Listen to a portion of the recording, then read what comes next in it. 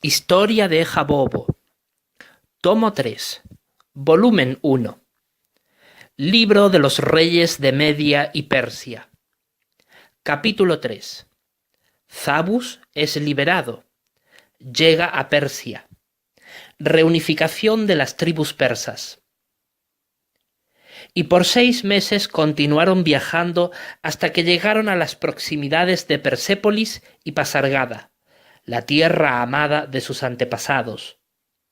Allí descubrieron con gran desagrado de que los medos habían roto su pacto de lealtad y apoyo recíproco a los persas, y como se aprovecharon de que su satrapía principal, Anshan, fue destruida por Asiria y devastada junto a sus cautivos deportados, los pocos persas que allí quedaron viviendo como tribus nómadas pronto quedaron débilmente a merced de otros pueblos vecinos más fuertes que ellos, para subyugarlos y dominarlos, y en este caso fueron el pueblo de los medos, quienes debieran haber sido su principal fuente de apoyo y sostén de la cultura persa.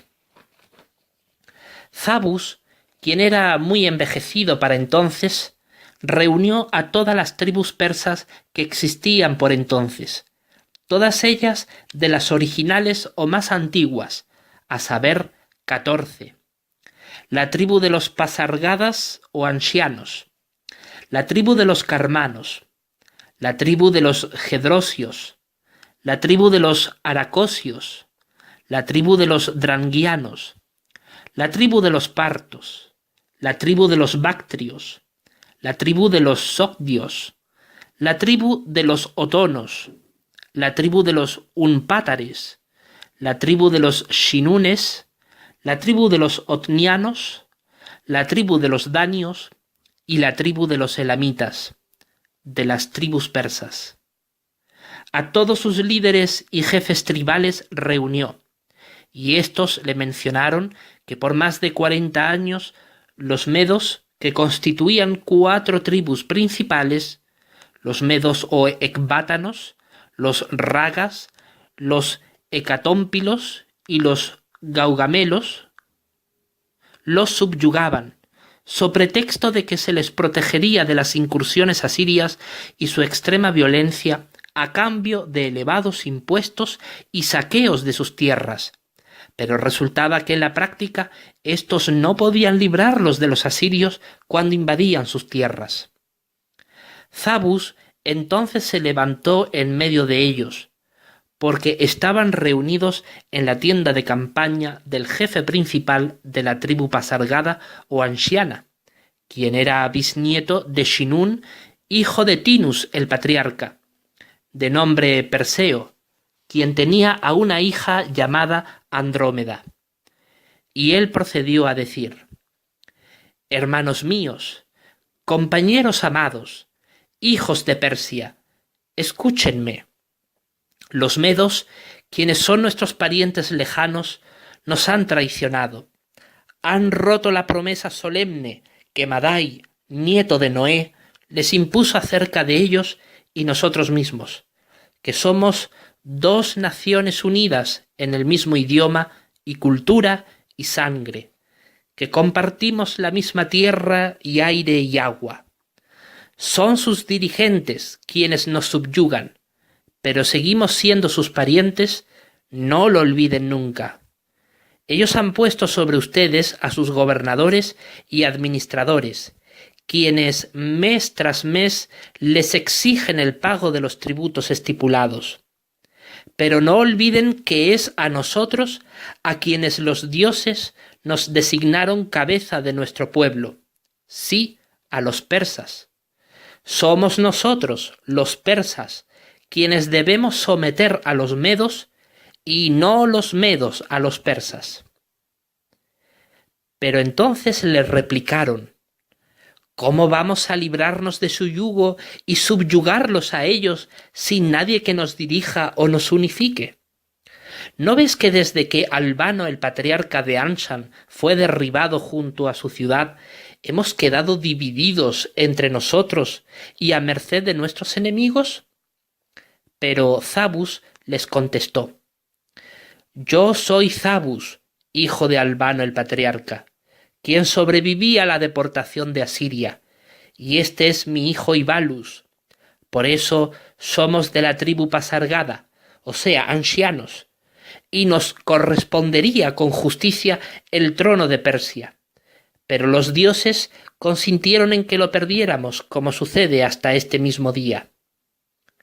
Sorprendidos, todos ellos se pusieron a conversar entre sí, deliberando en sus diferentes perspectivas, y cuando comprobaron que Zabus decía la verdad, al ver el sello real que él conservaba de su padre, le creyeron y tomaron conjuntamente esta decisión unánime. Todas nuestras tribus necesitan unificarse en su linaje de gobernadores y jefes tribales, ciudadanos, clanes, estirpes y familias, tanto en política como en cultura. También necesitamos fortalecernos como pueblo y formar un poderoso ejército para hacer frente a los medos, pues de lo contrario no nos podremos librar de su yugo. Como tú formas parte del linaje más antiguo de nuestro pueblo en cuanto a la estirpe de patriarca, y eres además de la tribu más prominente que existe entre nosotros, la de los ancianos, tú serás buscado por nosotros y por nuestro pueblo en busca de consejo y sabiduría y dirección en cuanto a nuestras alianzas y decisiones políticas y matrimoniales. Tú y tu hijo y sus descendientes con él, hasta alcanzar de entre nosotros a un rey que nos dirija. Zabus mostró su acuerdo con la decisión tomada por el consejo de los jefes tribales y líderes de los diferentes grupos tribales de los persas, y entonces pidió al jefe de los ancianos, a Perseo, a que diera a su hija Andrómeda en matrimonio para su hijo Ibalus. Entonces accedió y se la concedió para su hijo, después de lo cual Zabus mismo los casó a ambos. Y Zabus y su esposa Semíramis, junto a Ibalus, su hijo, y Andrómeda, su nuera, se mudaron para residir en tiendas de campaña como nómadas junto a los clanes familiares que residían en las cercanas ruinas de Anshan, la antigua ciudad. Allí permanecieron muchos años residiendo como nómadas y comenzaron a tener ganado y rebaños para su sostén. Vacas, toros, caballos, mulos, ovejas y cabras, todos estos animales en un número cada vez mayor. Y comenzaron paulatinamente a adquirir cada vez más riquezas y bienes y esclavos. Y Zabus llegó a ser un morador de tiendas de campaña muy pudiente debido a su productivo ganado y rebaño. Los pastos eran muy buenos en aquella región, y la tierra era bien fértil. Pudieron prosperar y llegó Ibalus a tener muchos hijos e hijas, 28 en total, 8 con su esposa y los otros 20 procedentes de sus concubinas. Toda esta prosperidad fue posible junto a la debilidad del sometimiento del yugo asirio sobre sus pueblos conquistados, porque debido al arrepentimiento del rey asirio Adad-nirari III se hizo más suave y menos opresivo el pago de tributos impuestos a los pueblos extranjeros dominados por Asiria. Esto permitió que los ejércitos asirios no acosaran más a las tribus medas y persas, lo que favoreció en que los medos se fortaleciesen y adquiriesen cada vez más poder y dominio sobre sus territorios frente a la amenaza asiria. Claro, Asiria no perdió territorios conquistados ni pueblos subyugados, sino que los mantuvo bajo su poder, pero con una firmeza menos agresiva y violenta. Pero a los medos y los persas sí no los volvió a invadir, al menos hasta el reinado de Tiglat-Pileser III, es decir, el rey Pul de Asiria. A medida que los medos adquirían cada vez mayor dominio sobre los persas, más aún se iban ellos enriqueciendo y fortaleciendo frente al poder asirio. y Adad-nirari III llegó a gobernar después de su arrepentimiento por 24 años más, de modo que todos los años de su gobernación ascendieron a 30 años, durante los cuales hubo el mencionado período de paz en toda Mesopotamia y Oriente Medio. Entonces, cuando murió el rey asirio, se desató una guerra civil en Asiria y Nínive, su capital, porque los hijos de Adad-nirari III se disputaron el trono. Por todo un año pelearon las diferentes facciones, las tres que apoyaban cada cual a su pretendiente rey. Una de ellas apoyaba al que luego sería Salmanasar IV, la otra al que sería más tarde Asur-dan III, y luego la última al futuro rey Asur-nirari V.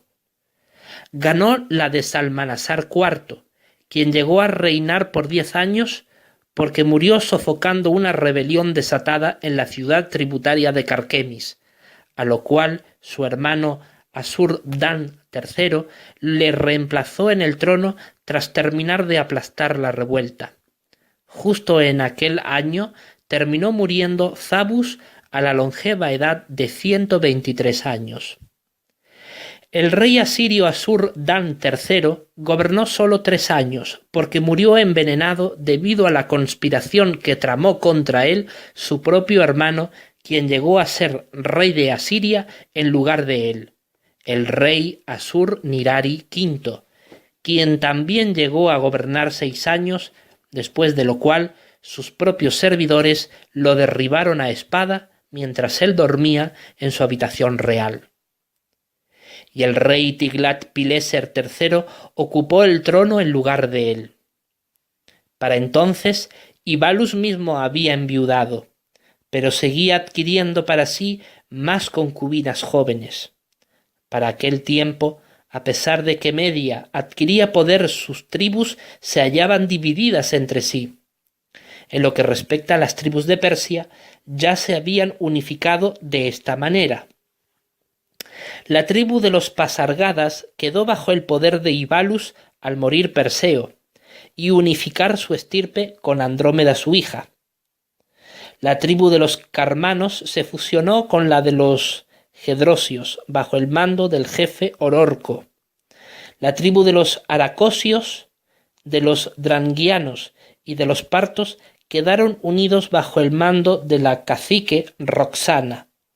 La tribu de los Bactrios, de los Sogdios, de los Otonos y de los Umpátares bajo el mando del jefe Fasto. Y la tribu de los Shinunes, los Otnianos, los Danios y los Elamitas bajo el mando de la cacique Vístula. Ibalus llegó a unir en matrimonio a Ororco junto a Roxana, y ambos fusionaron sus respectivas tribus y engendraron a Etalón. Y también Ibalus unió en matrimonio a Fasto junto a Vístula, quienes fusionaron sus respectivas tribus y engendraron a Egea. Finalmente, Etalón y Egea se llegaron a casar y ambos engendraron a Sermatia, su hija, quien llegó a ser la segunda esposa del envejecido jefe tribal Ibalus.